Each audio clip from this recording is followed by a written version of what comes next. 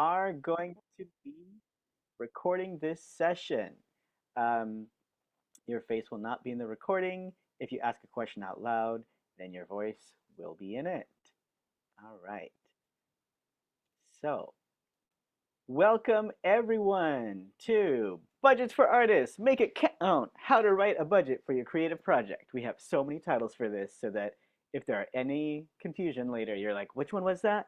It's the one that says budget three times in the title or twice in the title. Very excited to be here today. I'm on an, oh wait, oh my gosh, this is why we did the rehearsal. This is why we did the run through. This is why we have the slides. Welcome. If you're here for this workshop, you're in the right place. If you're here for something else, stay, see what you might learn. Okay, moving to the next slide. Okay, we'll tell you who we are in a minute, but here's first, we'll tell you what we're going to do today. So we're going to take a little bit, do some intros, set the space, set some expectations. Then we are going to do some talking. Should be only about 20 minutes of like talking at you, talking about what is going to make a strong budget from like that conceptual perspective. Then the rest of everything is going to be interactive. It's going to be live demo. First, we're going to show you how to think about a performance event budget. Take a break. We'll come back. We'll do one for a visual art show, and we'll have time for Q&A at the end. But we definitely want you to be asking questions throughout. Please toss them in the chat, and we'll be reading them out and addressing them as we go. Anything that's confusing, anything that's like, wait, what did you say? Wait, how did that work? Wait, did you just say this? Like, um, or hey, you didn't say anything about XYZ. Like, we want to know that stuff so that we can keep it fresh for you. Um, yeah. All right. So, who is here today? This guy who's already talking at you. Hi, my name is Anand. I use he, him pronouns. I'm a trans guy. I'm the executive director here at Queer Cultural Center. I will pass it to Vienna. Hi, everybody. Good morning. My name is Vienna Alvarez, she, hers. I am the Development and Production Manager here at QCC. Over to you, Ali. What up? I'm Allie Scott. I use she, her pronouns, and I am the program manager at the Queer Cultural Center. Thanks for coming.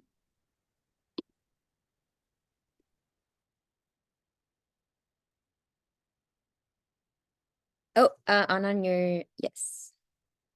Yep, I am muted. Now I am not. Thank you. So, who are you? Tell us in the chat, name, pronouns, where you're coming from today, if you want to say that, geographically or emotionally.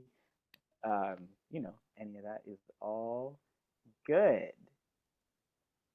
Tell you a little bit about QCC. In case you're new to our organization, Queer Cultural Center has been around for a little over 30 years. And over that time, the thing that people typically know us most for is the National Queer Arts Festival, which happens every year, typically in June. This year, starting this year, we've split our festival into two seasons. So it's going to be a spring festival and a fall festival. And the other main thing that we do that people know us for is creating queer communities, which is our artist development program. This year, that is happening for the first time at two levels, one for emerging artists. So welcome to our CQC level 1 cohort members who are here today. We'll be launching CQC 2 soon, so stay tuned to our website and our newsletter about that. You're welcome to read more about us on our website, queerculturalcenter.org. Okay, moving on. Okay. Oh, also, let me tell you so that you're not like, when are the other people going to talk? I'm going to do like the first portion of the talking part. Vienna's going to be our lead for the demos, and Ali is supporting today with tech and logistics, and that is why I am talking right now. So this is a safe space. Ask those questions. Ask those things that you're like, I don't want to sound stupid, but like, yeah, please. Like, you won't. It's not stupid if you ask the question, right? And just take that shame and notice it and say, I'm going to ask my question anyway. Because most of the time, and I say this every time, if you have a question, most likely someone else has that same question. All right. You guys ready? Y'all ready? All you people, all you non-gender specific term using people, ready to go? All right.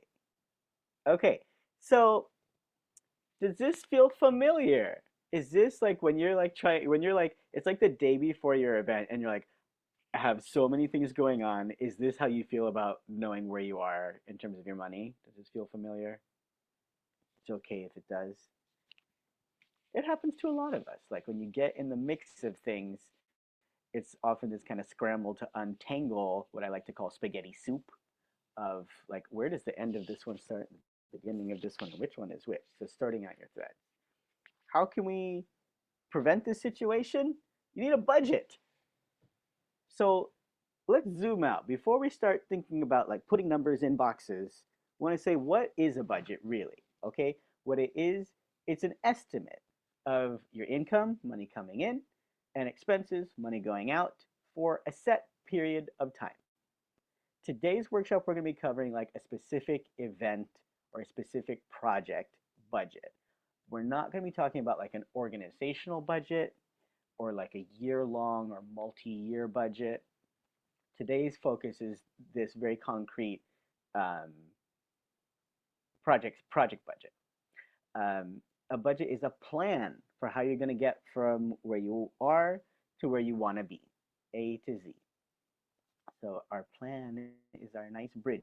Our budget is our bridge, and it is a really helpful tool to go from concept to reality. Okay. Why do you need a budget? Well, I think this is probably, for some people, this is like, oh, yeah, I know this. For some people, it's like, wait, I never thought about why you need it. So, several purposes. One, you can stay on track and be transparent with your team, right? If people are like, hey, do we have money for XYZ? And you're like, I don't know. Or you can't tell them yet because you're like, I need to run the numbers, I need to crunch the numbers. There can be this like feeling of frustration, right? Around people are like, well, are they just hiding things? And it may not be hiding things. It may just be like you didn't get started from the beginning to be able to check along the way, right? So it helps you be transparent and helps you know with confidence, like where did all the money go? Where did all it come from? Like when it's coming in and out and in and out and in and out and cash coming in and cash going out, it's hard to follow the threads while it's moving. So if you have this plan from the beginning, you have something to measure against. And a budget can also tell you what adjustments you might need to make along the way. I have this visual here of a train track junction, right? So in real life, you're like, oh yeah, I'm going along on my path, but then all these different things happen, right? You make these changes, there's merges, there's branching. And when that's happening, that's when things can get really confusing. So once again, it's a plan that helps you know where you are, where you want to be, and how to get there, and how to know if you're on track. Okay, so who is going to look at it? You are going to look at your budget. Your team, hopefully, whoever's involved, can look at it. And then if you are applying for funding for a grant, the funders are going to look at it. So it needs to be a document that can meet the needs of those three different groups or those three different sets. Yourself, you need to understand it. That's great. Like sometimes, like when we make a thing for ourselves, like okay, I know what's happening, and then it's like, oh, someone else doesn't know how that works because I put it in my shorthand or I put it in, um, you know, I have it printed out on my desk, so it's not easy to share, right? And then also it needs to be at least formal enough that the foundation that you're applying to can understand what's happening with it. When will you use it? Like it says here on the thing, before, during, and after. Before, during, and after. You're going to need to make changes along the way. That's just reality, right? It's because it's an estimate, it's a guess before things happen. And then, as things happen, you're like, oh, my guess was off in this way. And so I need to adjust. I have this graphic here because, to get out of just the back and forth of like, wait, did we pay this person? Did we pay that person? What's happening here? How much money do we have? Here's what I remember. Here's what you remember. Okay, we think we agree on this. Having a budget that's like this external reference point can help you make sure that there is a bridge between these different kinds of realities, right? Because if you and me remember something and we agree on it, but it's actually not what happened, that's not helpful. Right? Okay. Nothing revolutionary so far. Okay, what is a budget not? There's a thing that happens often where like you put some numbers in a piece of on a piece of paper, or you put some numbers in a spreadsheet, and then it becomes this, like, even though when I made these numbers up, they were just guesses and I just made them up, but then somehow, like, as soon as it exists in like this written form, it feels like, oh, this is like the real thing, that is the thing that I cannot change it, and this is, you know kind of fixed, and it's dictating my life. um, so just remember, a budget is not supposed to be set in stone. um, on the other hand, it should also not be so flimsy that it's numbers that you just make up once and then you forget about it and you do whatever you're doing, you don't look at it, and then you're like, oh, I need to write a grant report, so I need to go back to what it was and then measure and see what did I actually do, right? So in the middle, right, between being totally fixed and totally flexible, needs to have this elasticity to it, but also be firm enough to be a guideline. So I chose this image because what I'm trying to get at is that you are digging the irrigation channels, and then the money is the water that will flow through them. So if you need to make an adjustment, it's going to take work, right? You have to dig some more. You have to bridge your channels or figure out what you're going to do with it or dam up this one.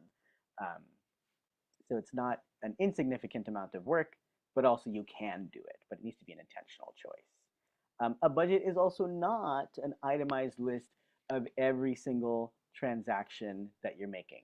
That's a different kind of financial tool, which is called a profit and loss statement, that we are not covering today. So the budget should give you kind of at a glance what the categories of spending are, and you should be able to have clear explanations for how you got to those numbers. But it's not that like every single thing that you do. That's not a budget. That's a different tool. Okay, so what makes a strong budget? It should be clear and easily understood at a glance. It should tell the story of your event. So what do I mean by that? So if you're doing a performance event, your budget should reflect, okay, we have performers, we have a space, we have things that kind of logically go along with that.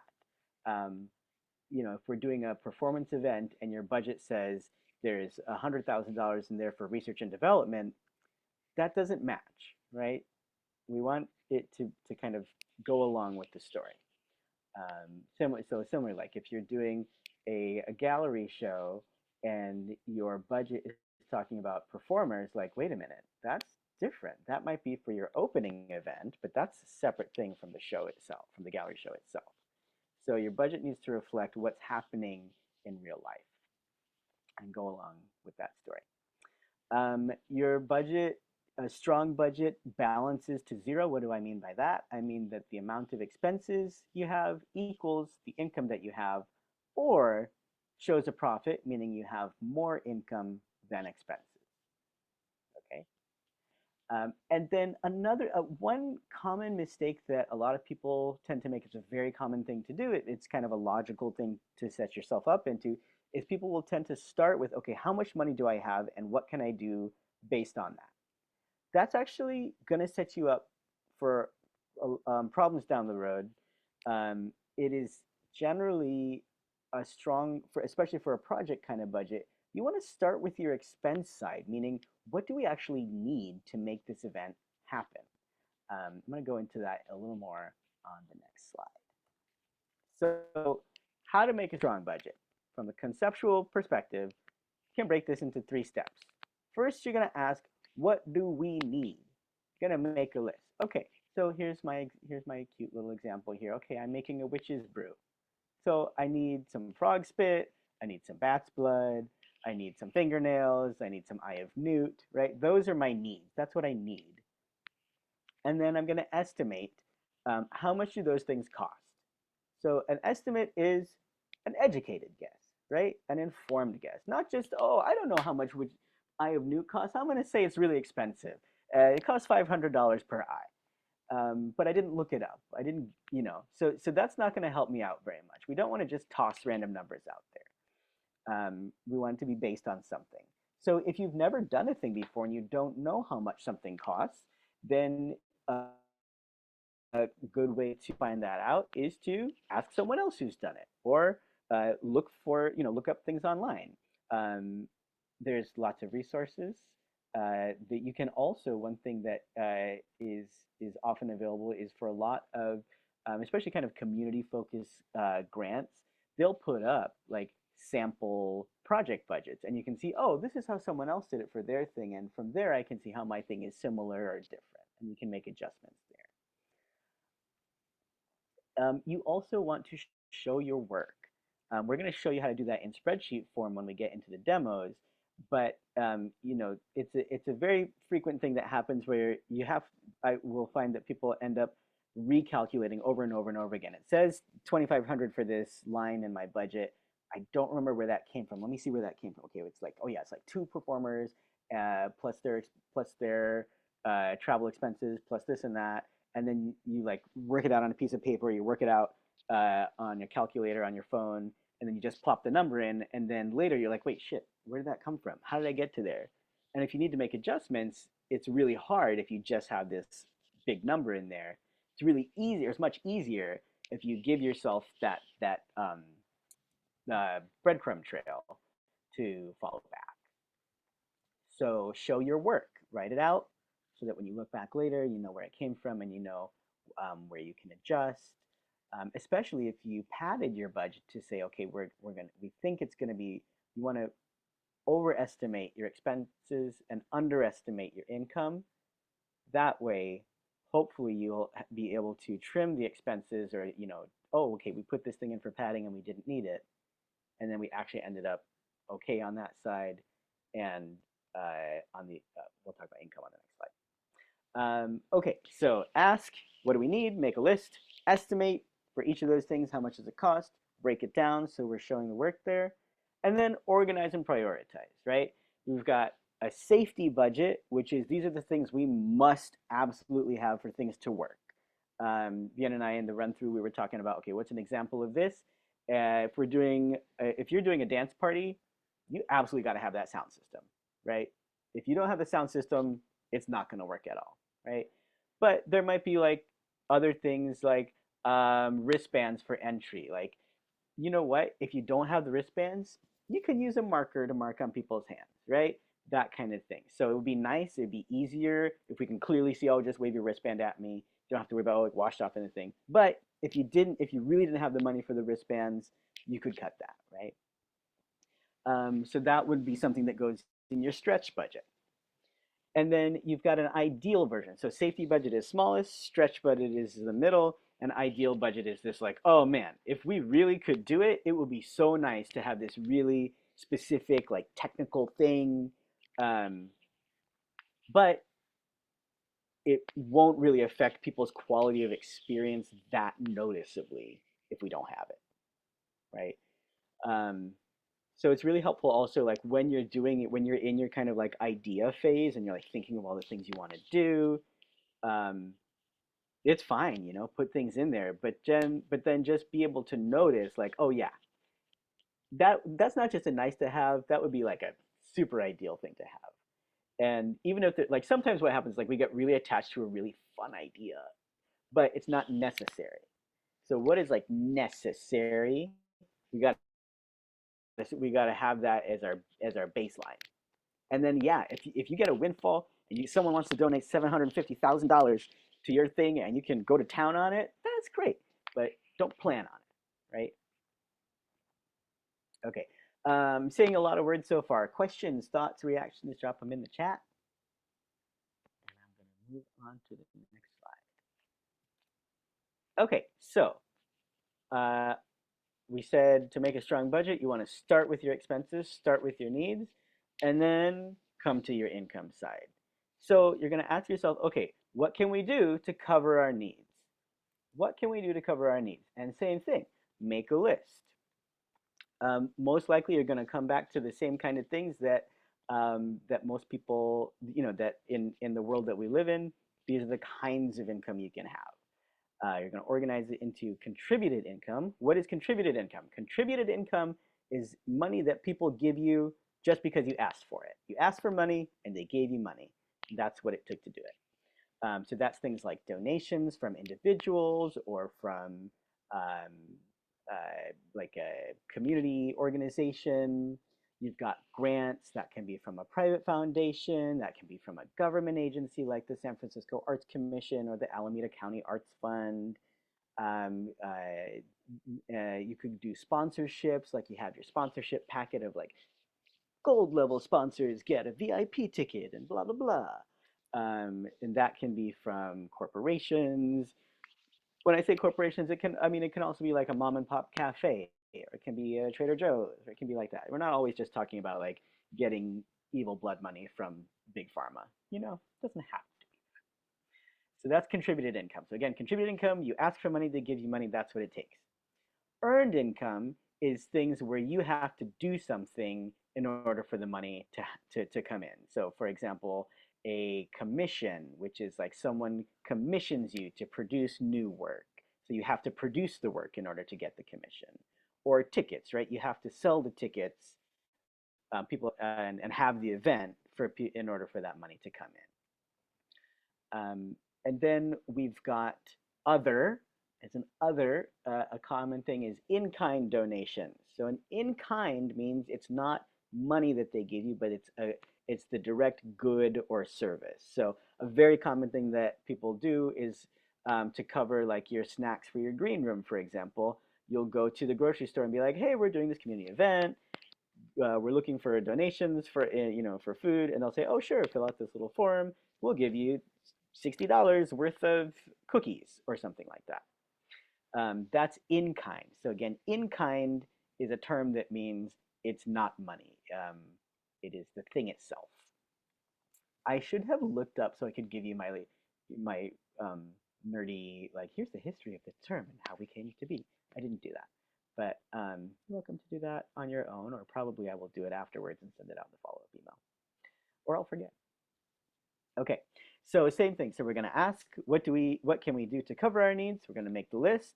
We're going to organize that, break it down. How much do we think we can get from donations based on real things we've done in the past?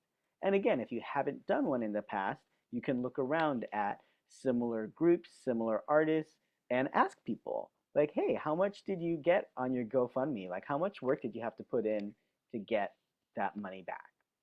Was it really worth it? Did you end up spending on all your time with your Patreon, like mailing things out to people, and it like totally took away from the amount of money that you brought in? And yeah, so we're going to estimate how much can we realistically get from each of these things. Okay. Questions so far? Thoughts, comments? Okay. So, okay, here's a question. So Donna Summer, she works hard for the money. Is that contributed income or earned income?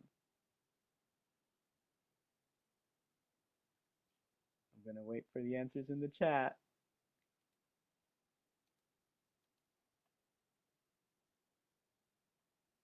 Earned income, yes, good. She's working hard for the money, right?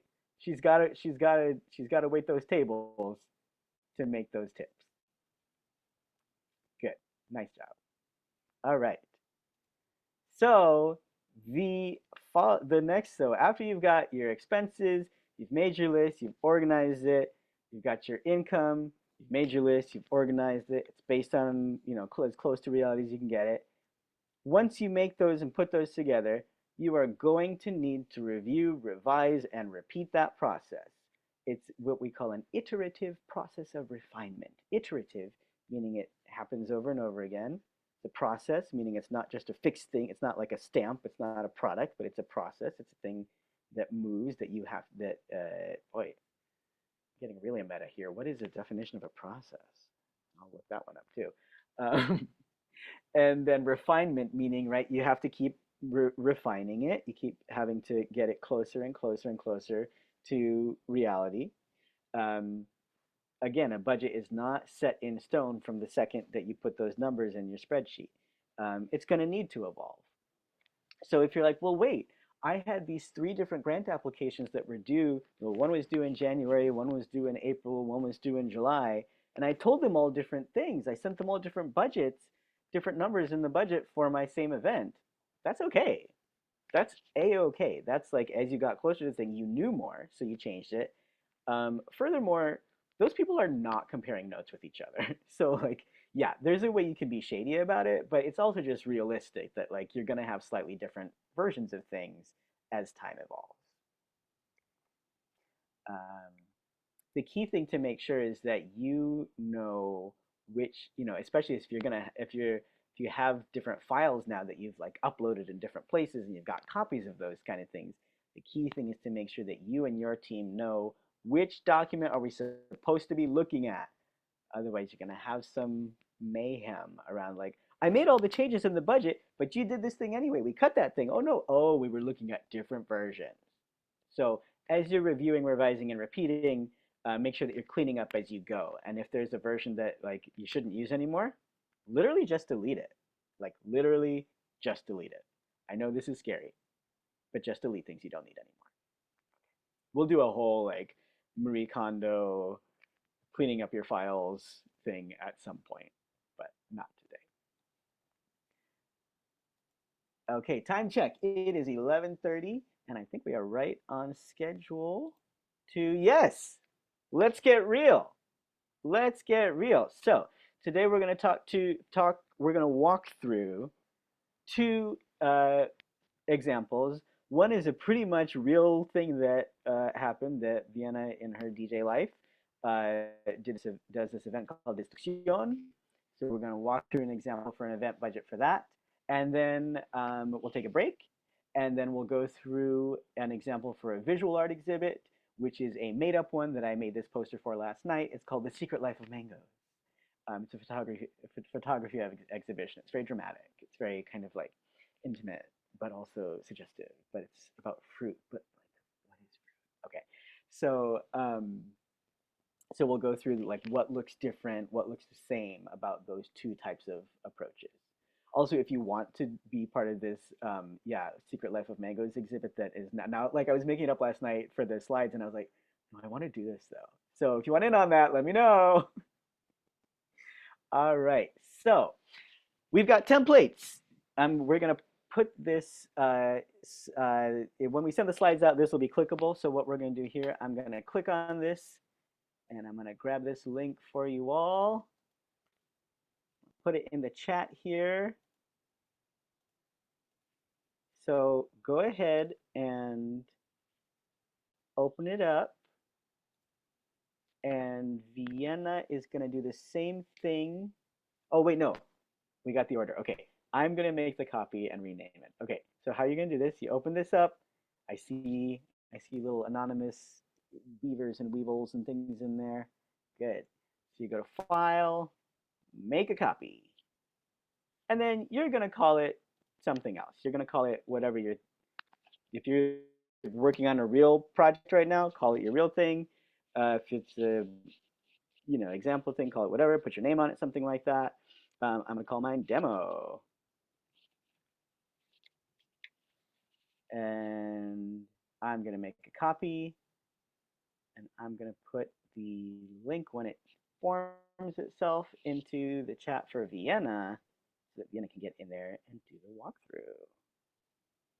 I will keep the screen share up, and we will see as she makes changes. They will live show up here. Okay, just sent that to Vienna in the chat on the private message. Got it. Awesome. Okay. All right, I'm muting myself now. Isn't everyone relieved? Give me one moment. Okay, I am in. Gonna give everybody a couple seconds to get in there. Okay, awesome. All right, we're gonna get into it. So, like Anan had mentioned before, we are going to start in the expenses section of things first before going into the income. I know that's like the most scariest part to walk through and to look at, but we will get through it. And I just want everybody to remember that this is a projected budget. It's an estimate. These numbers can go up and down. Just because you put it in once does not mean that it is the final number. Especially when it comes to lines like Anan had mentioned before, if you know that some of them aren't super needed, there will be room to work with. So I am going to start with the event budget, performance event budget side of things. The gallery show, we'll be doing it later. So my project budget is going to be for the Destrucción. I'm envisioning, I guess you could say kind of like a club night rave situation. I have a headliner, I have a supporting DJ and an opener. It's gonna be a nighttime type of thing, probably like 10 p.m. to 2 a.m. regular club hours. And I want sound, I want lights, maybe fog, a bar potentially if I have the capacity. So that's kind of like the overview of what I'm envisioning. Yeah, I think that's kind of like the whole gist of things in terms of like my vision, my idea. So let's get to it into the expenses. The first line that I have here is my venue. To me, as an organizer, it is probably the most important thing is like, where is it going to happen? Making sure that the venue is available for me that day, the day prior, the day after. I'm gonna go in here and I'm gonna go under the notes. Oh, before I go through, I guess I want to do a little bit of making sure that y'all know the lines of the column D of things. Column D is projected summary. So that's kind of where all my numbers get added up. And this spreadsheet specifically already has formulas inputted in the total and subtotal of things. So as I start adding into my projected line, it'll be adding it for me all together. So D is my summary, my projected summary. E is projected detail. So it's where I'm working on, like where my estimates are. And then F is my actuals. It's where my solid final number lives. This could either come during the planning of the show when you start getting receipts, like it's a final number and that cannot change and will not change, or it can come afterwards when you input all your receipt totals. And then we have the explanation that I'm going to be inputting as well, and the directions of things that came with the template already. But my explanation is kind of like where I will be working in right now. Going back to the venue rental. So I want to secure / estimating to secure a venue rental at Theater Global. Theater Global will be giving me, can y'all see that? Nanan, can you see my notes? Thumbs up.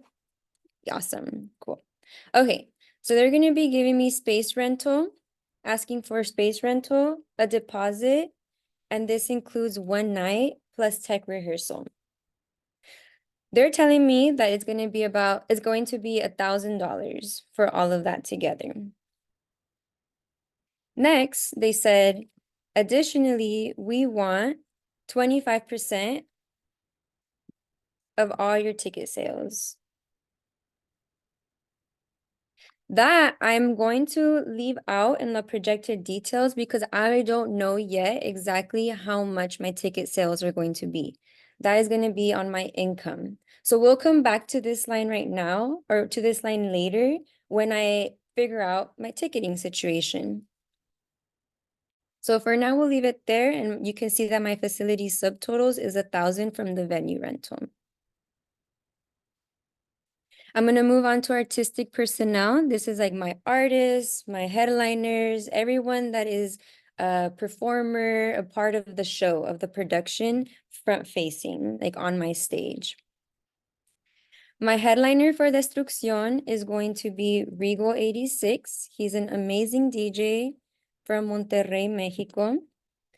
And his flat rate is $1,500.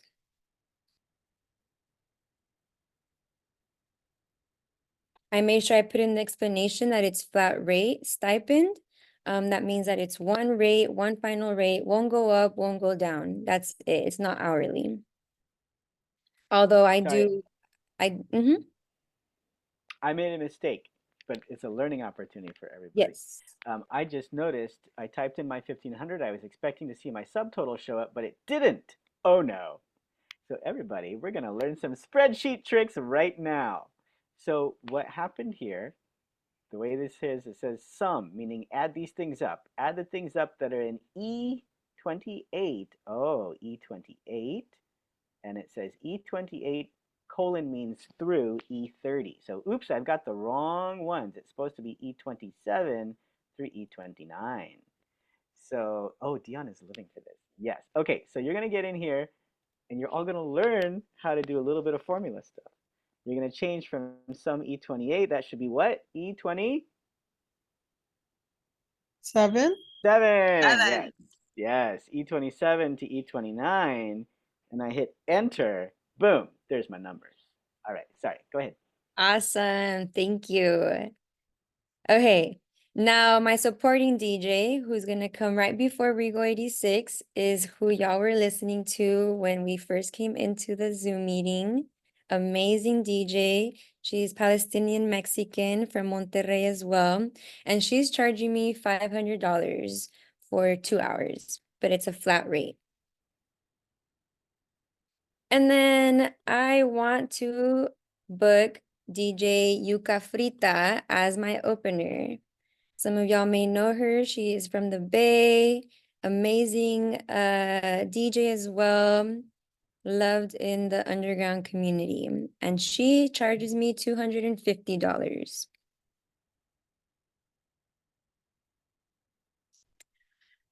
Awesome. Okay, I'm gonna keep going, moving down to my production staff, who is all a part of the production in general. There is already a list that we've created here.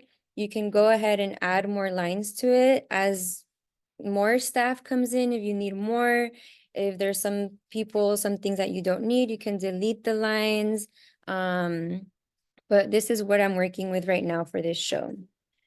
I 1000% want an audio tech the night of, and they're charging me a flat rate of $200 for one night, one tech. I also want a lighting technician. They're charging me $200 and they're bringing some light equipment with them. And it is also a flat rate.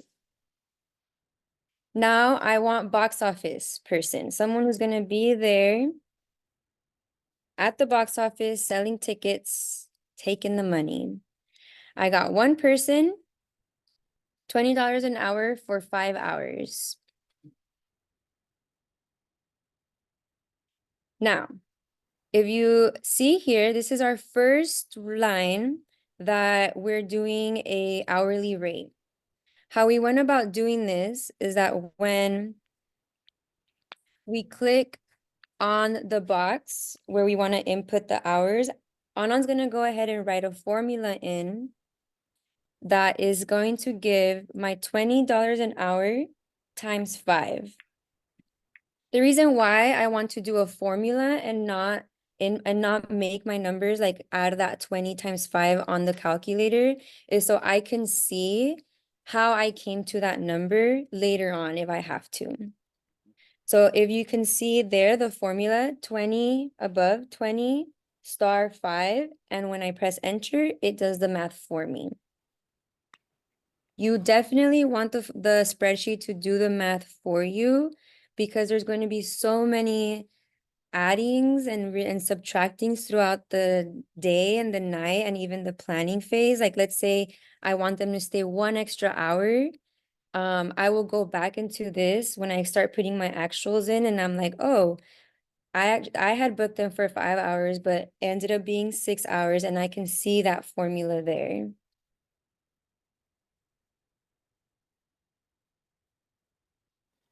Let me add one more thing to that.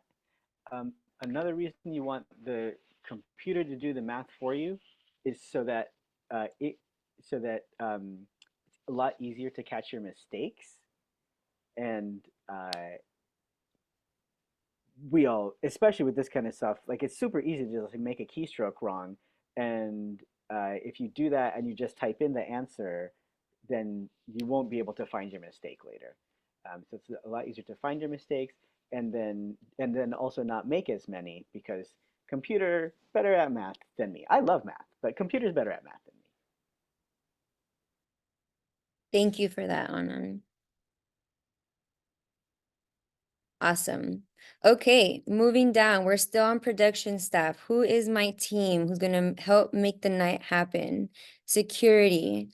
Security, I want two homies there for $20 an hour each. And it's going to be for 5 hours as well. Anand will be putting in that formula. And that should equal out to about $200 for the night. Stage manager. I will have one person, $22 an hour for 6 hours. And last but not least, for now, my photographer. I have one photographer. They gave me a flat rate of $300 for the night, and that includes giving me the photos in about a week's turnaround. And as you can see, my subtotal line is added there. I know you're seeing big numbers. I know it feels scary. We're going to stay calm. We're going to keep moving forward. We have not talked about the money you're making. We're still on expenses and it's good.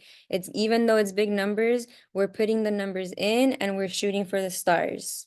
So we're going to keep having high hopes for these numbers. We're not going to let these numbers scare us. We are empowered. Okay, moving on. Materials and equipment. I'm shooting for the stars. My ideal goal is that everybody has cute wristbands. I want everybody that comes in through that door to have green wristbands, not only because they're cute, but because it's gonna make it easier for my security people to see who's coming in, who's going out. And those are $10. Big pack of wristbands, $10.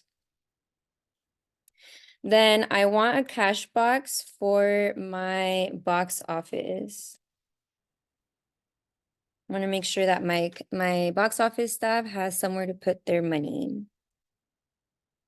And that's going to be $10 for the cash box.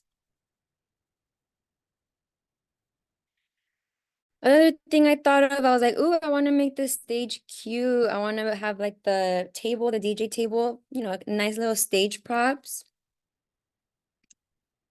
I don't know why well, anyways, I'll leave If it you there. do Shift Command V, it'll do it. Yeah, I did, and it's not doing it. Oh, sorry. I'm gonna write here on the description that it's gonna be like flowers for stage. I want plastic chains. It's gonna be a whole vibe. And I'm gonna say $150 for that. I'm gonna shoot big. And then my PA, my sound system rental, that's gonna be $200. And I'm gonna add here in the description that my audio tech is actually gonna be the one bringing that equipment.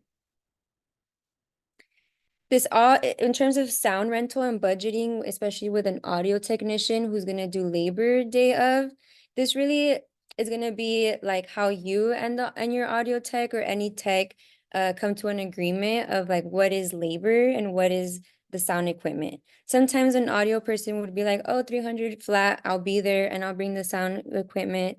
Some folks will be like, oh, I'll rent it to you for 200. An extra 200 if you want me to be the audio tech on day of. So for this show particularly, they're charging me 200 to be an audio tech the day of, and an extra 200 to bring the sound equipment that they're renting out to me. So that's why I divided the audio tech labor and the PA sound system into two, even though it's one person. Give it some seconds if anybody has some questions. Please feel free to jump in. We got time. Okay. Now, for me, marketing communications is super important when it comes to events, especially events with big budgets. You want people to come through the door, you want them to come, you want them to pay for your tickets. So I am going to make sure that I get a sick event flyer going. And I have a graphic designer who charges me $125, or sorry, $100 flat rate. Now you'll see in the description here. $100 flat rate for one flyer, homie discount, and I want to print 100 copies of them to post them all over the bay. The printing of it is 25 cents per page, and I'm doing 100 copies. I'm going to input that into a formula as well. So that would be 100 copies plus 25 cents times 100. Sorry. Yeah, okay. Yeah, the first, $100 of the rate of yeah, the flyer plus the printing, which is 0.25 times 100, because I want 100 copies. So all of that would be $125 together.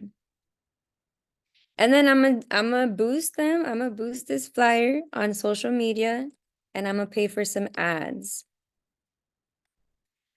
I'm not gonna do too much, just do $25 for Facebook and Instagram for my 1 week of promo, which will be probably the week right before the show comes.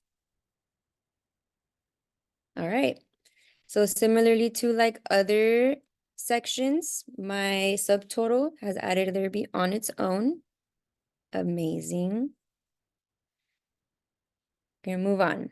Hospitality, transportation, and lodging. This really becomes a little bit chunkier when you have artists that are flying in, like traveling artists that are coming in, flying in, busing in, driving in. Regal 86 for this case is going to be flying in, and I want to make sure that he has a place to stay. So lodging, hotel, I want to get him a hotel 1 night for a headliner, and they're charging me $175 for the night. I want to be a good host and make sure that his transportation is paid for. This means that I want to get him a ride share to and from the airport and to and from the venue.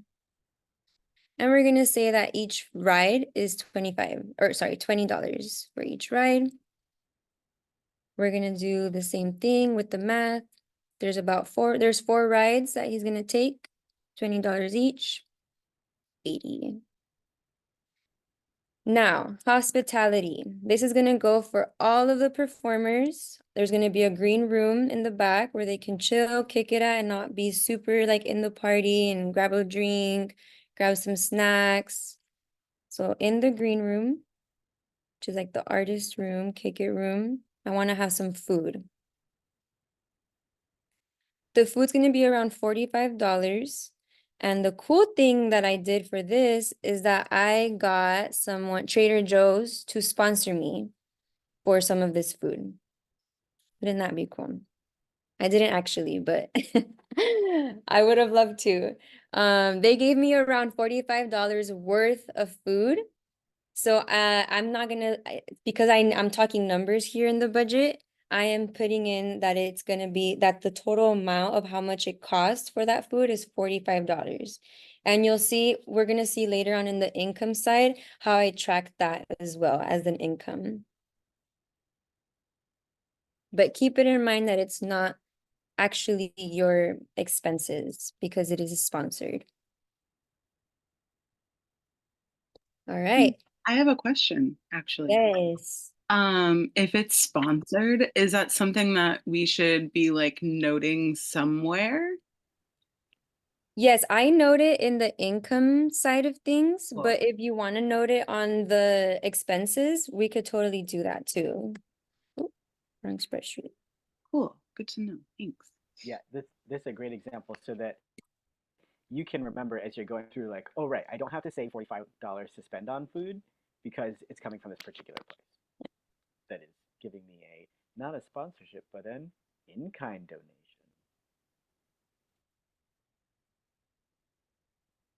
Thank you for that question, Ali. Awesome. Because I'm not working with an organization who's going to fiscally sponsor me. I don't have like a W-2 staff on me. I don't have any administrative fees.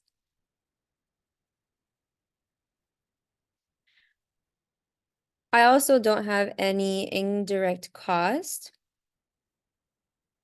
This would be like, let's say a percentage of an electricity bill, the Wi-Fi that the space is using that I might want to give to my artists. I'm not getting charged that per se, like apart from the venue rental. That's something that an indirect cost would be. Anand, I don't know if you have any more examples for indirect costs right Sure, now. yeah. I'll just say, so an indirect cost. So all of the other things that we're talking about are direct costs, where like it's really clear, like that it's uh like okay, $200 for the let's not make them up. Let's go to the real ones, right? So $200 for the sound rental. That's like really specific. It's direct. Versus the electricity that it takes to run the PA system, like we're not going to go and look at the light bill and say, okay, for that night it was this much. Like that's not how that works. So typically, what you would do is use a flat rate of 10% for indirect costs for things like the light bill, the water bill, Wi-Fi. If you have a like a space that you rent for keeping your storage or for your equipment or for work if you work at a like a work what is it called, share desk, work share, workspace. Mhm. What are those things Mhm. called? Desks, Like Google, like oh, I know, like a like a ClickUp? WeWork or what? Yeah. No, like a WeWork. Oh, like an actual physical location. Yeah, like if you have an unoff, what is it? Office Flex space. flex space. Yeah, one of those things. You know what I'm saying? If you have one of those things, like you're not gonna like portion out and figure out how much of that contributed to this event. So you would use like a typically you'd use like 10% if it's like an ongoing kind of thing. Usually for a project budget, especially something at this scale, you don't really need to worry about it. Mhm. Thank you. Okay, last but not least, other. Earlier I said, all right, if we want to think big, we want to shoot for the stars and maybe make more money. I want to put in a bar. The venue that I'm working with luckily said, if you want to have a bar, you can go ahead, but you take on the logistical of all that. What that means is that I need to get a licensing, an ABC license to sell alcohol. That's about $50. Oop, wait, notes first. That's about $50 for a license that lets me sell alcohol and liquor. I also need to budget for the actual alcohol.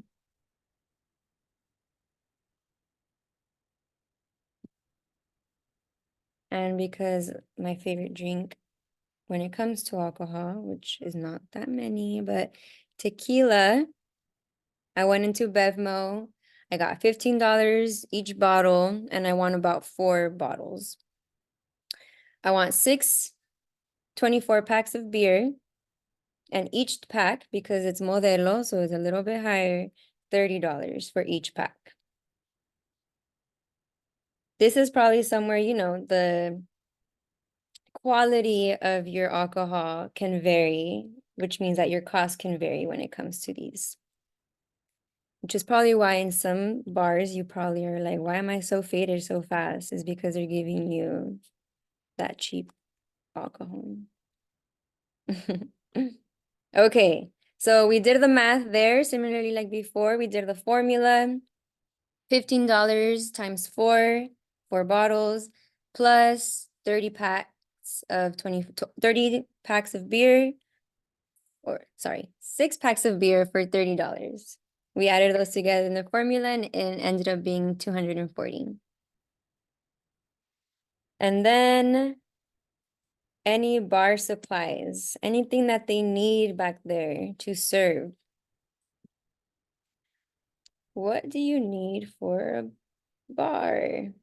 I need ice, I need cups, and I need water.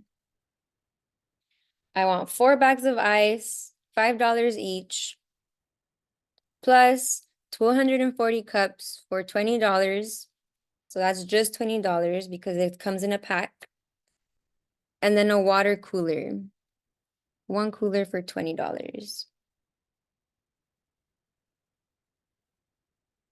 Not bad, 350 total. And the exciting part comes with the income of that, because then you start to do math of like, okay, how many cups do I have to sell, or how much alcohol do I have to sell to at least make that 350 back? But that is more on the income side. You will see, oh, the scary part, the projected expenses, 5,552. Do not be scared. Nobody freak out, please. We are in projected mode. We are shooting for the sky. This is what we're like. We're still developing the project, but this is the number that we're working with. Right now, because we haven't put any income in, it shows that we are at a loss of $5,552. But it will not be a loss. Let's take a quick break. That was expenses. That was expenses. That was a lot. That was a lot of details. Take a breath. Wave it out. We're an hour in. We had planned to go through expenses and income on this example before we go to the second example. But how are you feeling? Would you rather take the break now? We got plenty of time, so we can do it. I see a thumbs up to taking a break now. Okay. One person, this is, never, okay, 2 thumbs up for taking the break now. Okay. Okay. So we did expenses, take the break, get a reset, go to the bathroom, me, and put some music on, and we'll come right back. Sound good? Okay. Oh, yes, in 5 minutes, right? Oh yeah, 5 minutes. Yes. Thank you. So 12:08.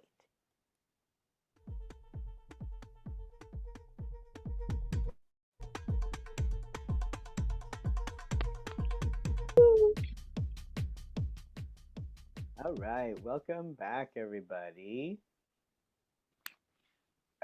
We have a little. We have a. Oops. Oh, in the slides. So later, when you're going back through and you're like, wait, they said all that stuff about how to think about these things. We put it in the slides. So it's the same as the notes that are in here. Go back here. There's break. All right, welcome back. How y'all feeling? How you feeling? This is a curve that shows the optimal amount, or what happens with stress. So when you have low to high stress, where your performance tends to go. So if you're too unstressed, you get bored. If you have too much stress, you get overwhelmed. Where are you feeling? Are you like over here on the I don't know if I can handle this? Are you over here at like this is bored, this is too easy? Are you in the like good like the stretch zone, the learning zone? Where are you feeling?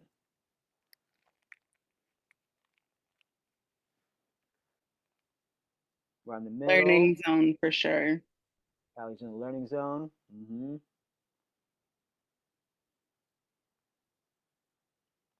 Other people might be taking a minute to come back from break. That's cool. That's cool. Thank you, Demi Alex, for letting us know you're around the middle. We'd love to see it. Okay, let's go. Middle. Okay. Sachi's feeling a little stretched. Okay, cool. Nat's right in the middle. All right. So let us go back to income. All right. There we go. Let's make that money. Okay. We're money making mentality right now, team. Okay. So, like y'all learned before, we have around three types of income. Contributed income, money that people, foundations, organizations donate to you to make your project happen. Then we have earned income, the money that you earned from making it happen. That can be your commissions, admissions, tickets. And then you have in-kind income, which for this particular one, we only have in-kind donations, and it's that one Trader Joe's one that we talked about later. But let's start inputting stuff in so we can make it real. Gonna start with contributed income. I didn't do a GoFundMe for this. I didn't seek out donations. I didn't apply for any grants, which I should have, but we're gonna leave it at that. Everything that I'm gonna put into the show, I'm hoping to make back with earned income.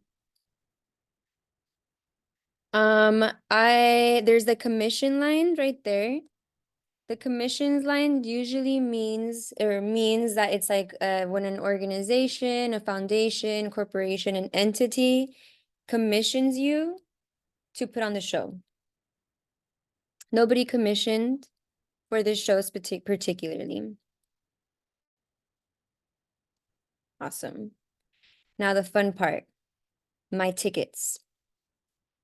When I reached out to my venue, one of my primary questions is, what is your max capacity for your venue? Which means how many people fit in here. They told me 300 people fit here. That does not mean that I'm gonna put 300 tickets for sale, because I have to take into account how many people are a part of my staff, of my artists, and comp tickets. So how many tickets I'm going to give away are going to be on my guest list. Usually I probably give like a couple tickets to each performer so then they can invite their friends to come through free of cost. So I estimated that out of the 300 people that can fit in my venue, I'm going to put 50 aside for staff and comps, which leaves me with 250 people that I can now fit in my venue. And I'm hoping that all of those people get a ticket. 250.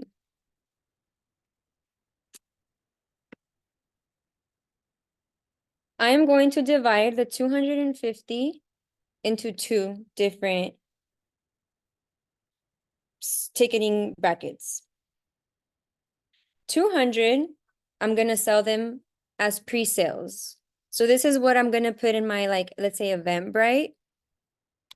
I'm going to sell 200 pre-sales at $15 each. And if I have 2 months, or let's say I have 2 months to sell 200 pre-sale tickets. So I'm going to work hard with marketing, and hopefully in those 2 months I can sell 200 tickets at $15, and I will put them as pre-sales. I'm going to set aside 50 tickets to be sold at the door. 50 of those tickets will be $20 at the door. Now the fun part, the math of that.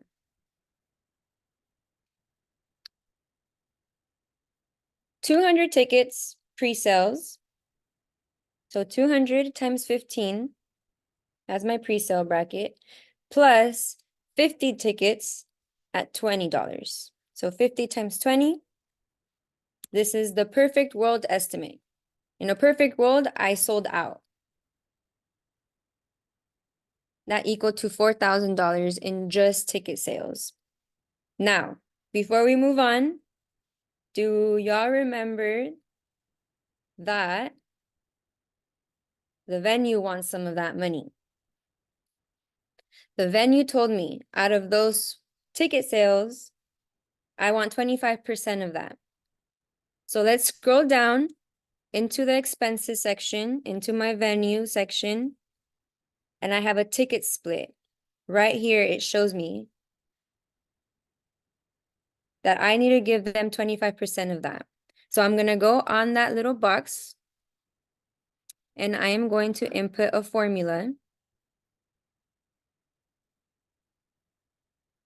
that says 0.25 times E12. E12 means that please grab the number that is in column E, row 12, and times that by 0.25. So I have to give my venue $1,000 if I sell out. So this number can fluctuate if you don't sell out. You know what I mean? Like if I sell $3,000 worth of tickets, then the number will reflect on my ticket split because it is of a percentage. There's a question in the comments about not a flaw. How does that fit in with the admission estimate? Yeah, so not a fluff, no one turned away for lack of funds. So if you're holding, if Mm. you want some people to be able to get in, you want to note here. So for whoever's reading this, like, well, it says you have a max cap of 300 people. Why are you only selling 250 tickets? You got to tell them, okay, it's because we're holding 50 for not a fluff and comps. Mm-hmm.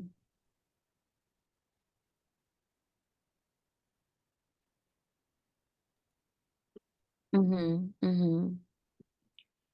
And just while I'm off mute, I so that you could see that this number, since we are saying, okay, take 25% times whatever is in E12, I took out. So Vienna was saying, what if I only sold $3,000 worth of tickets? Like, let's say nobody showed up at the door. We only sold our pre-sales. You can see that that number automatically changes here. It went down to 750 instead of that 1,000. So I'll put these back in. Mm-hmm. So the pre-sales plus the 50 tickets at 20, and we can see that the number automatically goes back up. Mm-hmm. Mm-hmm. Thank you. Yeah, thank you. Awesome. Okay, that is my earned other. Wait, yes, other. Another big money maker for me is gonna be my bar. This is where I put my bar income. This is gonna be projected because I don't actually know how many, we're still in the planning phase. Do that again. You fix that for me, Anna. Thank you.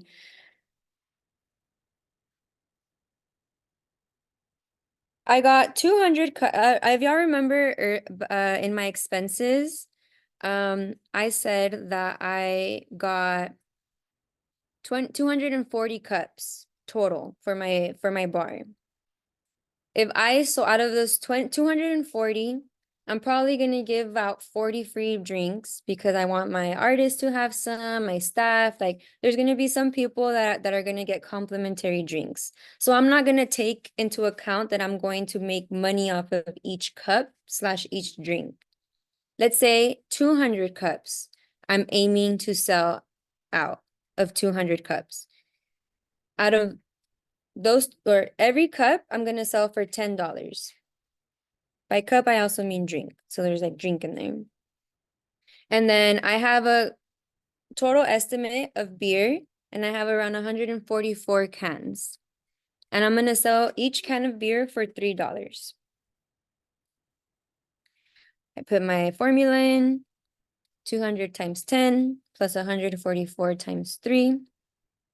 And that gives me a big number of 2,432.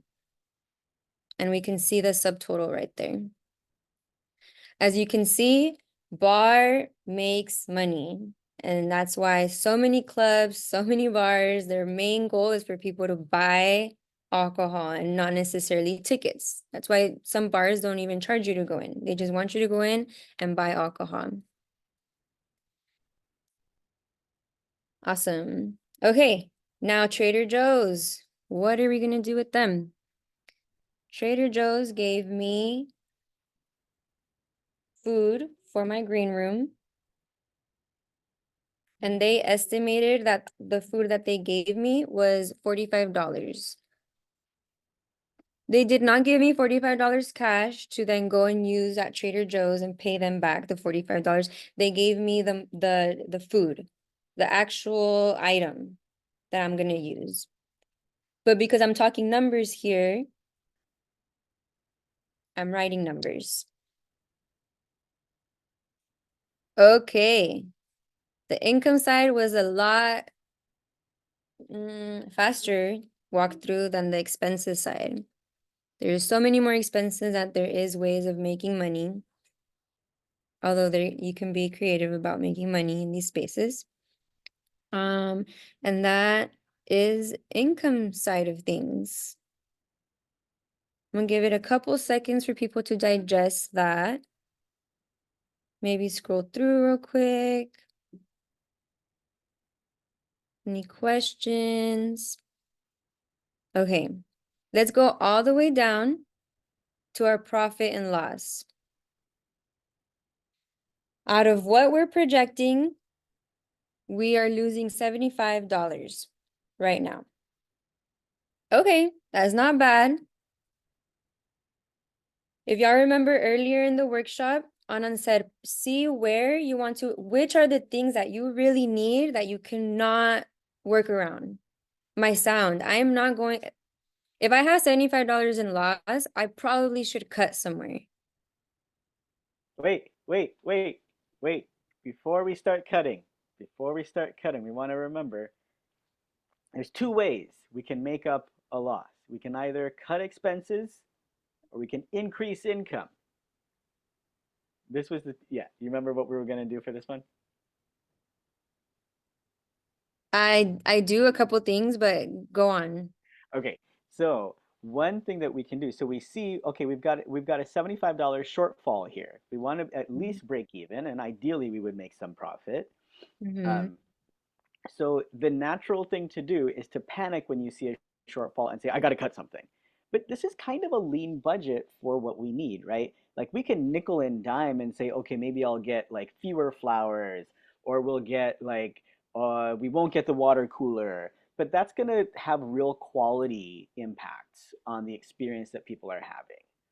And with the $75 shortfall, we can think pretty creatively about like, oh, actually, there's some small things we can do here Mm-hmm. to see what we can do. So for example, one thing that I zoomed in on immediately was like, okay, if we're selling mixed drinks at 10 and beer at 3, maybe we can just increase the beer cost a little bit. Let's see what happens. And this is where it's nice if we're making having the computer do the math for us and using our formulas here. Okay, if we're selling 144 cans of beer at $3, what if we just increase it to 325? Mm-hmm. What would that do for us?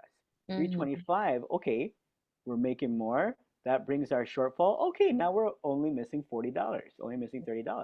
Okay, so if we say, what about 350? Will people pay 350 for a can of beer? Yeah, people will pay 350 for a can of beer. Mm-hmm. We go Especially 350 at 1 in the morning when they can't go nowhere at else. 1 in the morning.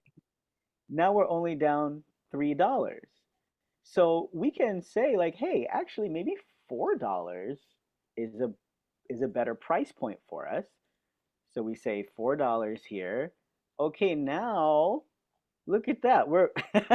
We are making $69, y'all. I did it at Nice. 375, which also works before. I wasn't planning this, but fun surprise, we are making $69 profit.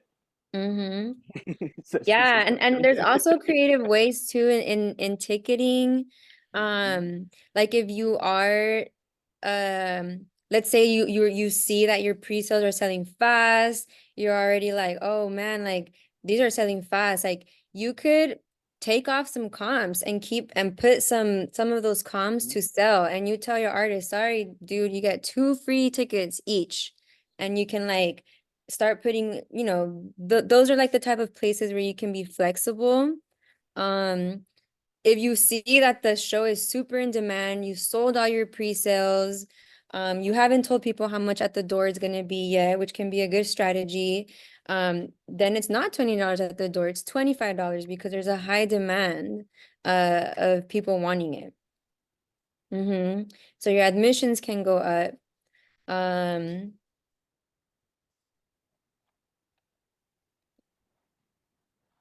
yeah, making money. Mm-hmm.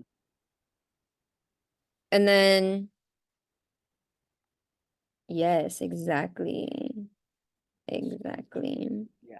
So it's a couple of small adjustments, especially on earned income, right? If it's something like a grant, well, you can't just say, "Oh, we're going to get 6,000 instead of 5,000 from these people." Like, no, they're Mm-hmm. giving you 5,000. Mm-hmm. Earned income gives you a lot more control Mm-hmm. over over what you can bring in because you have the choice. You can make those adjustments. Yeah, $4 instead of $3 for beer.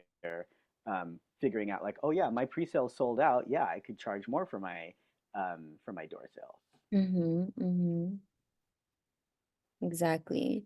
So in expenses, um, there are some stuff you can cut. There's some folks that you could negotiate with too. Obviously, I don't think like your artists you could because they have like their flat rate.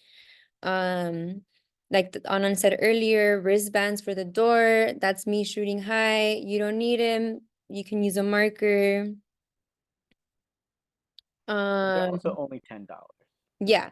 only $10. So something to keep in mind just as you're like if you have that sticker shock moment and you go into panic and you're like, I gotta cut everything. Okay, we don't need wristbands, we don't need this, we don't but you're gonna Mm-hmm. save like $35 and you're gonna Mm-hmm. stress yourself out versus look, we just found a way to make, you know, now we're at a profit of 725.25 Mm-hmm. from adjusting our income side. Mm-hmm.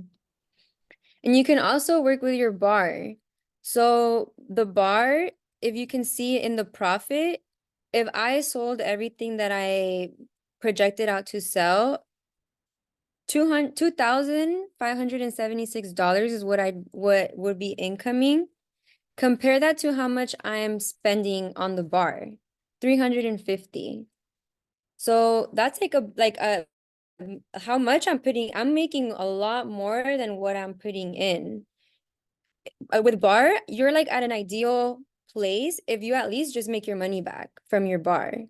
So if you want to cut some of like, oh, instead of 4 bottles, I just get 2 because I'm still going to be making that money back, then just get 2 bottles. Also with beer, you don't have to get the full, how many did we say?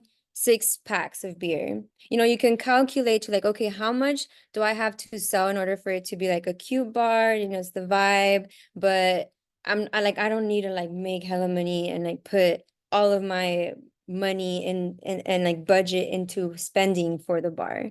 There's some times where I do this budget and then I'm like, you know what? I'm taking the bar out completely.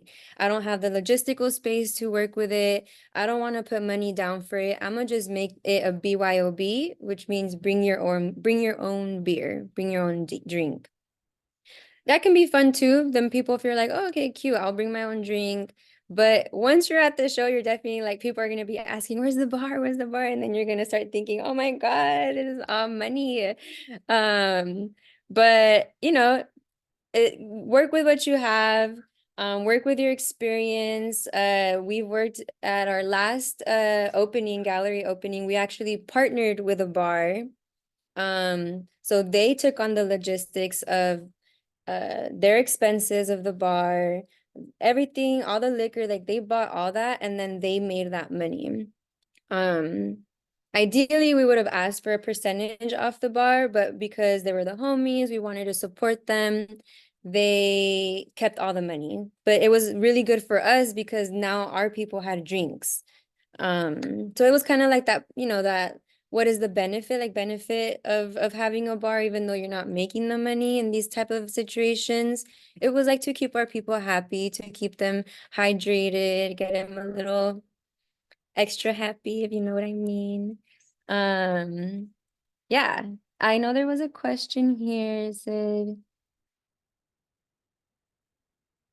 right, exactly. Oh, good catch. Yeah, the cranberry juice. You know what could be really that has been a good low cost mixed drink is agua fresca, like Jamaica. The hibiscus flowers is very low cost. All you got to do is make the tea, like add the water, the tea, and the sugar, and then you get like a really like a jug and put the water in there. Um, and it's not like uh Welch's juice where it's like so expensive for a little gallon of it. You can water it down a little bit, which you probably want to do because they're really sugary when it comes to that stuff. But does that answer your question with mixed stuff, mixed drinks? Yeah, there's a lot of little items, like we said, like you can, as like you start analyzing and you start reading through like this planning phase of your project, you'll be probably adding and having like the lines be a little bit more specific as you go. Um, Sometimes you can like, I know it can be a little, there's some push and pull around this, but you could make the bar have its own budget spreadsheet if you really wanted to. If you have like a bigger team and you want to assign bar to someone, then they might want to do like their own way of budgeting for that bar, but continuing to put like big key items in like the main overall event budget. And I'll just add real quick. So that's a great kind of catch. This is the revision, right? You get all the way through, and then you're like, oh, wait, shit, I forgot mixers. And Vienna is like super DIY at home and wants to like spend a bunch of time making harmonica at home. I don't. I'm The like, homies will. The home people get really excited about being a part of these type of events. that's great. I'm saying you absolutely can do that strategy, but if you also want to be like, oh, while I'm at Bevmo, I'm gonna pick up two things of like margarita mix or something like that. Yeah, Yeah. especially once you've done your first draft of things and you're like, oh, I'm comfortably like, yeah, I'm not worried that spending $20 on juice is gonna break my bank. Yeah, Yeah. put in $20 for your mixers or whatever. And then also we can see like, all right, there was like earlier Vienna was like, don't cut my smoke machine. I was like, okay, yeah, well, we don't have a smoke machine in here. And you know what? Now that we're comfortably like more than breaking even, how much does a smoke machine cost? $200? Yeah, around 150, 100, 150. 100. Yeah. It So depends. now, Again, like yeah, they'll have some people will have like your lighting person, your sound person, they might have the hookup. yeah. So I'll add it as a stage prop. Uh, Plastic chains, smoke machine rental at 150. And so we go in there, and now instead of just saying 150, oh, this is a important note for folks also when you're doing your math in your spreadsheets. Um, if you want it to do any adding or multiplying or anything for you, you got to tell it equals first. So equals 150 plus 150. And there now we got $300 in there. And we say, hey, we're still making 570 profit, right? That's that I just get to keep at the end after I pay everybody out. Awesome. Thank you. So let's move on to our second example, which is a totally different style of event or of project. Mm-hmm. So we're going to go back to our template. We're going to make another copy of it. Mm-hmm. Make a copy. I'm going to call this one demo. And this is gallery project budget. Make a copy. Send the link to Vienna so she can get it open on her side. And just time check. It's 12:34. We want to make sure we have time for people to ask questions. Mm-hmm. Yeah, this one So was gonna be like a faster run through. But please, if there's any questions while we're doing that run through, because it is gonna be a little bit fast paced, stop us at any point. Um, Drop your questions in the chat. Thank you, Anna. Okay, we're in the gallery show. All right, Secret Life of Mangoes. Overview. There's going to be a photography exhibit at a gallery. It's being produced by Uncaged Library Arts and Information. It features new work by Malika Nair, and runs for 3 weeks in November 2026. We're gonna skip income real quick. We're gonna start with expenses. We're very excited for this event because the venue, the gallery that we're working with, actually invited us to do a exhibit there. And they said, no cost for hosting. Our venue is being taken on, and I guess you could say sponsored in a way by the gallery. So we have no cost for them. We're gonna stipend the artist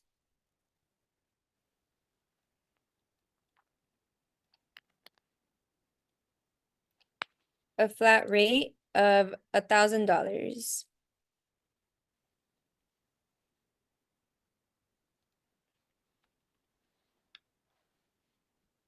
We're gonna go into presentation and production staff. The preparator, who is the person who helps set up the gallery space and hangs everything up, all of the work up. They're contracted for 10 hours, $150 an hour. Then we want to make the space light up real cute, make sure everything is very well lighted so people can see the work well. And the lighting design person is charging us a flat rate of $300. We want to have a sound component in the space. So I want to get a sound design artist who is charging me a flat rate of $300.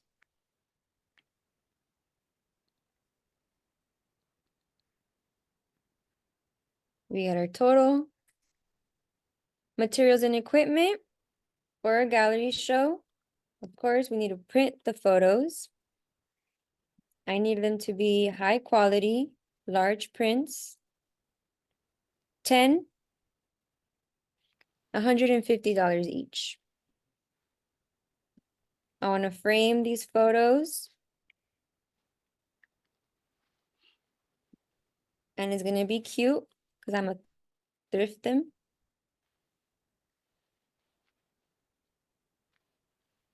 Ten frames, $25 each. My sound equipment.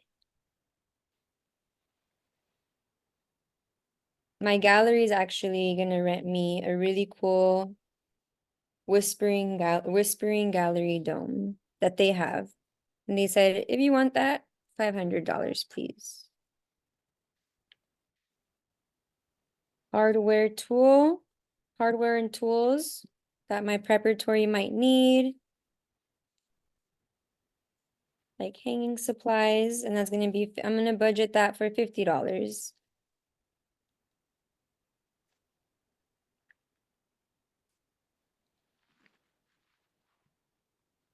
All right, moving on to marketing and communications, a promo poster. Want to make a promo poster. My designer is charging me a flat rate of $400, and I want to print 100 of them.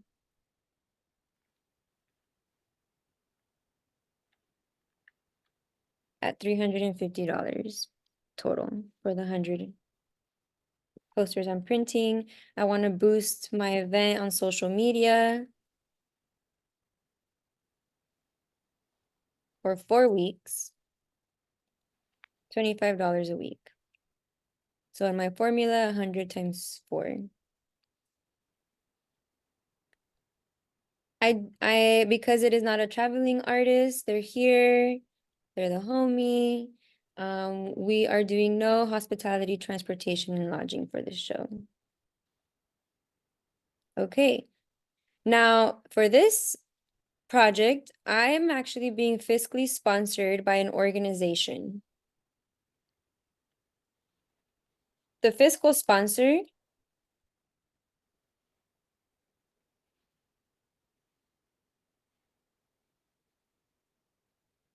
is charging me 10% of all income. –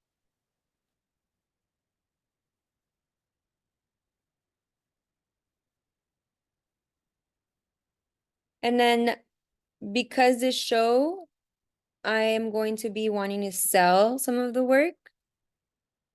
One of my other expenses would be shipping.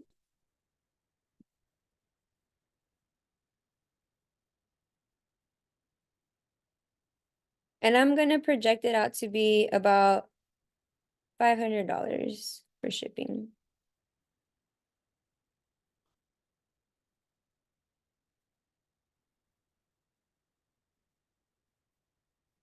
Okay, those are about my projected expenses for the gallery show.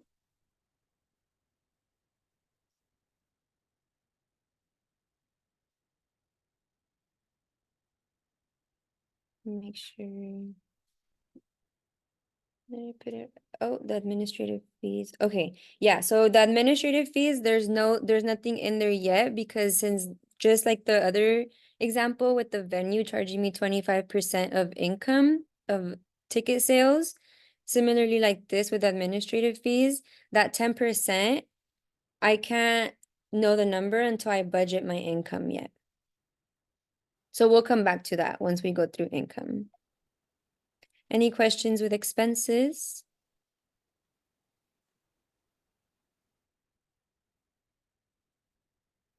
All right, moving up to income. Now, for this show, I actually did get a couple grants.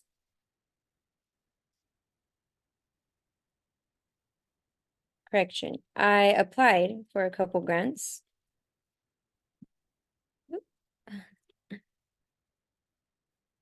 So I'm gonna move down. I didn't get any donations. I applied for the Zellerbach. Oh, hold on, could you please?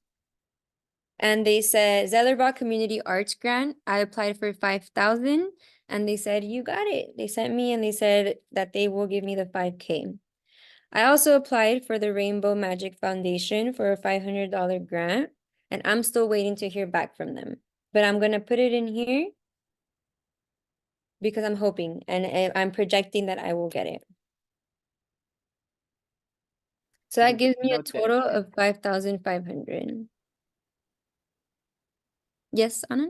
And I'm just saying, and we make sure that we make a note that it's pending, so that we don't Mm-hmm. count on that money for Mm-hmm. sure, until and unless we know we have it. And then also, if we're using this budget to submit to other funders, they will want to know, like, okay, on your income, how much do you really have, and how much is not necessarily lined up yet. Mm-hmm. We just make that distinction, but you can still Yeah, include it. some foundations and government grant proposals will be like, oh, have you applied to other grants? Have you gotten them? Make sure that you put in your budget notes, secured or pending. Cool. This show is gonna be a free show. I'm not gonna be selling any tickets. I want people to come in. I want as many people to come in free of charge because my tactic here of making money is by selling the work. So as many people to come in and hopefully I'm trying to sell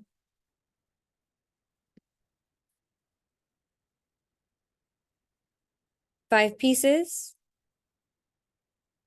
at $250 each.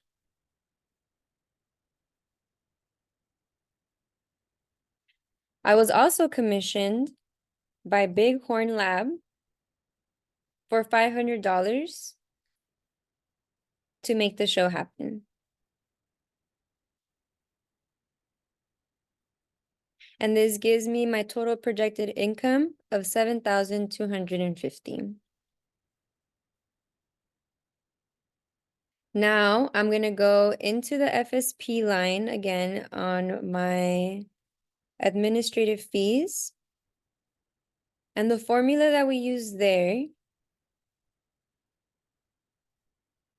includes the 10% that the fiscal sponsor is charging me.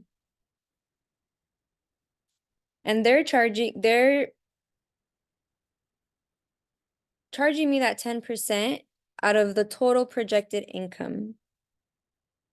So the formula I used is, and I'm telling the box in the income, I'm telling the box in the expense line of my administrative fees, please get from column D, row 18, please get that number. So we put D18 and times it by 0.1, 0.10, which is the 10% number in decimal form. So as my income fluctuates on this spreadsheet, moves up and down, which really would only be the art sales that would be moving if I sell more or less, because everything else, like the foundations and the commissions, are fixed and I won't be getting more or less from them. If the grant doesn't come through. If So the like, grant, yeah, the grant. so if the Rainbow Magic Foundation doesn't come through and we don't get that $500, Mm-hmm. then we can see that our fees correspondingly go down, right? We're not Mm-hmm. getting charged on money we didn't get. Mm-hmm. So put that back in though. Thank you. Hmm. Okay, so let's scroll all the way down. Profit and loss. We are at a profit of $225. Right, Or loss? Yeah. Yes, we are at a loss of $225. Mm-hmm. So that means that So we what have can two we do? options. Yeah, good. Make more money or cut from our expenses.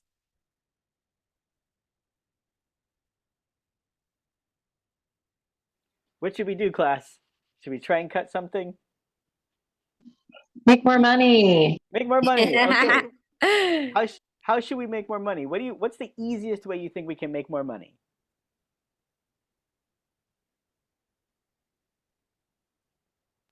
Drinks. Well, okay, so that's a good example. So it's a really good if we were doing like an event, if this was a budget for like the opening of the art exhibit, yeah, we could have a bar. But this is like just the gallery show that's just like it's just up and running, people coming in and out, it's a free show. So, I have a suggestion. uh-huh. What about like smaller prints or like little things that could be sold for a smaller amount so that it like takes advantage of the people that like come in? Sure. Um, Okay. So sell 5 large pieces at 250 each, and then um sell maybe like postcards.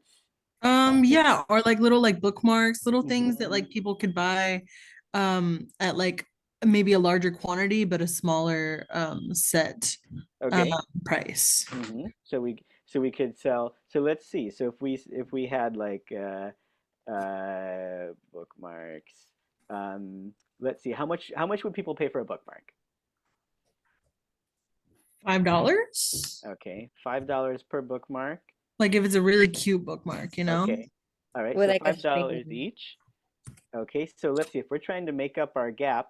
Um, we can have the computer do the math. We don't have to go like guess and check. So we're gonna say plus $5 times uh, or times oh wait, Yeah, like how many yeah, bookmarks what we what the sell. gap is. So if the gap is $225 divided by 5, no, that doesn't do it, right? That doesn't do it right. Oh yeah, no, that does it right. Okay. Mhm. So that tells us, okay, that gets us closer. But now we're trying to figure, oh, we got to sell a lot of them at small prices. There's a secret answer in here. There's a secret answer in here that I designed Mhm. with this particular exercise. But you're thinking wrong. But yeah, there are lots of other ways you can make money. So what happens though if we just sell one more? If we like sell one more piece, so get rid of our trying to figure out exactly nickel and dime, that kind of Mhm. thing. Times 6. Okay, now we're up to 7,500. And now remember, our fiscal sponsorship fee is going to go up too, because now there's more money. So now we're up to 750 there. And oh, we exactly balance. Mhm. So I want to encourage you all as you're thinking about income, again, that panic of like, oh no, like I've got to figure out a whole new way of doing things. And every time you add another category of way you want to earn income, that means more work that you need to do, right? More logistics to coordinate, more individual pieces. We would have to add more expense here for printing the posts for the bookmark. And if I'm going to design the bookmark or someone else is going to design it for me, and maybe if I'm trying to go cheap, I like print them all on one big piece of cardstock and then I'm cutting them up. And then, oh shit, I'm bad at cutting. And so like some of them get cut funny. So just keep in mind like that when we get into a position where we're trying to make up a loss, think of what is the easiest thing you can do that will give you the biggest chunk all at once. Mm-hmm. It doesn't mean you don't do bookmarks. I'm not saying bookmarks is a bad idea. But what I'm Mm-hmm. saying is if you're looking at like a $250, $225 gap versus like a $10 gap or something like that, think about what you can do to make that easy for yourself. Mm-hmm. And then that tells you how you need to set up your goals and your benchmarks for like, all right, what does it take to sell one piece of art? What do I need to do to sell six pieces? Like, what is that difference in amount of work that I need to do? Relationships, getting the right people in, right? We're just looking at the money side of things. We haven't talked about, we talked about the marketing of like how to generally get people there. But if you want people to like really invest and pay attention and care enough to drop some good dough on your art, you need to have the right people there. So that's a whole different thing that we'll talk about when we do our workshop on marketing and how to sell out your event and how to really get the right people in the room. So Mm-hmm. make it easy on yourself. I like to tell people, yes, schmoozing. I like to tell people that the key to efficiency is laziness, right? You want to be done with it already. So efficient, if you want to think efficiently, think about like, how can I do this with the least effort? And it doesn't mean we're sacrificing the quality of the work. It means we're valuing our time. Mm-hmm. Mm-hmm. So there's lots of ways you could do it. I'm just trying to give you the most bang for your buck. Great. Oh, Uh, someone requested a look back at. second look at expenses section real quick, Mhm, please. mhm.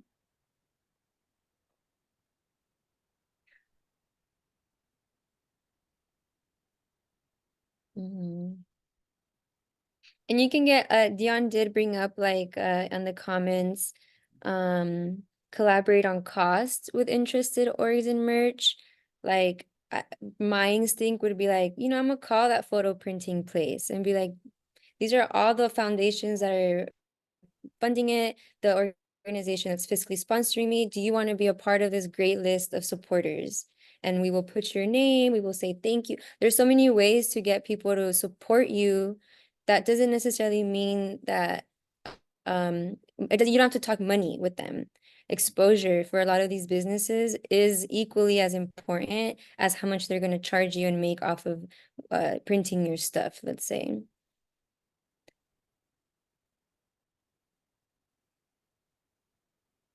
All right. So that's what we have for you. And again, in the slides, you can go back through and see all the notes again. What questions you got?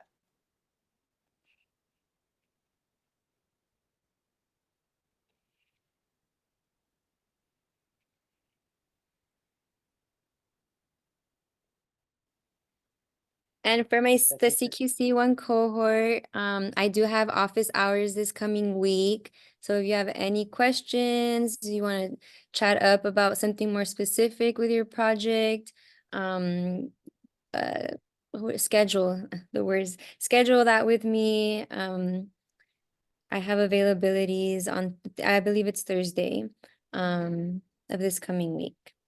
And I did send out an email to the cohort. If anybody wants to come through, I'm doing a venue walkthrough with our showcase, potential venue showcase. We're trying to do that soon. So look into your emails if you haven't seen that already. Dion says, this is so valuable. Y'all got to charge for this. Thank you. um, and we did start. So for people who are not in our cohorts, we asked for a suggested donation of $10.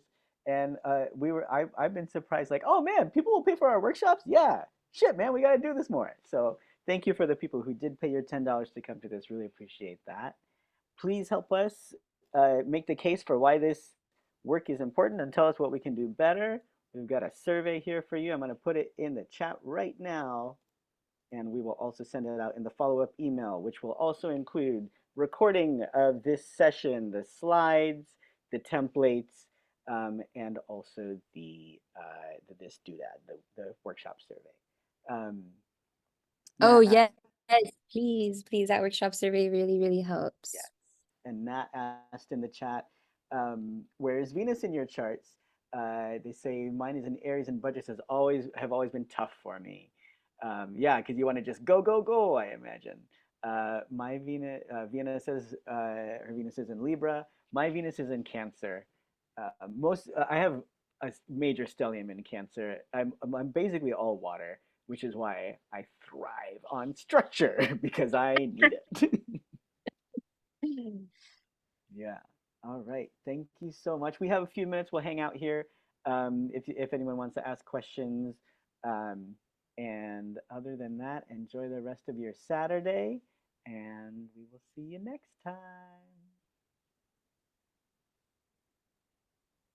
Thanks for coming, y'all. Thanks, Dion. We'd love to have you volunteer for the Spring Festival. Yeah. Yes, it's gonna be fun.